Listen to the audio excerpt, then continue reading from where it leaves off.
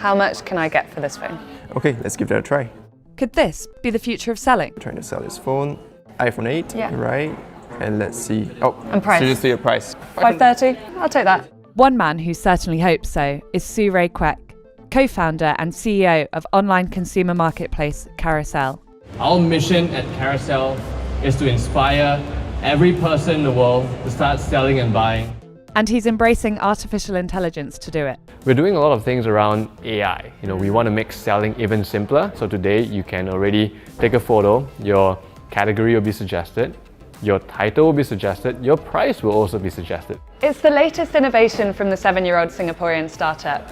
One investors say could supercharge its ascendancy into Southeast Asia's billion-dollar unicorn club. I think Carousel is one of the few big deals coming out of Southeast Asia. That would be some feat for 3 entrepreneurs in their 30s, but it's the kind of ambitious goal they've had in mind since day one. Their story starts back in 2012. Kwek and his co-founders Marcus Tang and Lucas New were business students interning in Silicon Valley as part of an entrepreneurial exchange program. There, they were inspired by presentations from Facebook's Mark Zuckerberg and Twitter's Jack Dorsey. I think the one commonality all of them had was just this whole fascination for using technology to solve problems and make a big impact. And so Lucas, Marcus and I, that became our passion. So, returning to Singapore, the boys got to work building a prototype app for a classifieds business to help sell gadgets online. Back then, platforms like eBay and Craigslist had already opened up the market for online consumer-to-consumer classified sales. But according to Kwek, in Southeast Asia, where smartphones are more common than desktops, consumers wanted a faster, mobile-first solution. The internet population here largely have leapfrogged the desktop internet, come online through mobile. So I think from a user experience standpoint, we actually really serve them well.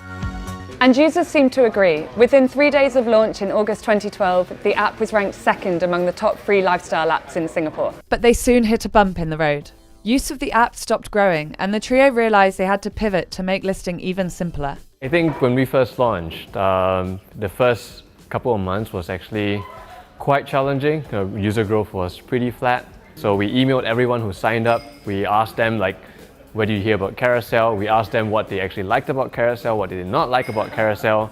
And I think those insights were the most important, because when you take away where you need to improve, what you're not so good at, it leads to innovation, it leads to product improvement. That shift brought them back on track. Months later, they received a $35,000 university grant to keep the business going, before securing more than $700,000 from major investors, including Rakuten, Golden Gate Ventures, and 500 startups. My name is Vinny Loria of Golden Gate Ventures. I'm one of the early investors in Carousel. They had that passion, that drive, which is number one you need. They were solving their own pain point, their own problem. That's number 2 checkbox. And then the way they thought of building a product, they made something that was completely different. Mobile, local, classifieds in a mobile app. Fast forward 7 years, and the company has now recorded 250 million listings and received $150 million in funding. Its latest partnership with OLX Group has put the company on a valuation of $550 million. That funding has fueled its expansion into 6 new markets around the region, and a host of new listing categories, including clothing, property, autos, and even jobs. For us, we've never really obsessed around unicorns or valuation. It's always about how can we serve our community? How can we solve meaningful problems? How can we really serve this mission of inspiring every person in the world to start selling? And for us, that's what we're obsessed about, that's what we're focused on. And if you do that really well, then I think valuations, titles like unicorn, is a byproduct and will come because of that. Though Carousel has its roots online, like many e-commerce marketplaces, it's also seeing the value of having an offline presence too. For the likes of Amazon in the US and Alibaba in China, that expansion has taken the form of physical grocery stores. Meanwhile, for Carousel, it means hosting community events where buyers and sellers can transact in real life. I'm Eileen, and this is Eden. Eileen and Eden are founders of Vintage Weekend, one of 300 boutique retailers at Carousel Land, a 3-day shopping event in Singapore. The pair started selling vintage clothes on the app 3 years ago and have so far made $40,000. We've sold more than 15,000 items. So far so good, paid off, yeah. Monetization will now be the name of the game for Carousel.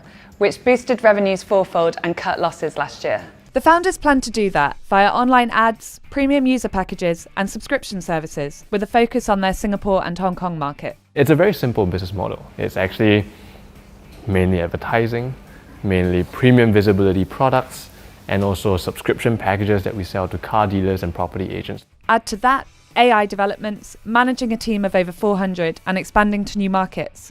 And it sounds like a tall order. But Quek, Tan and Nu are men on a mission.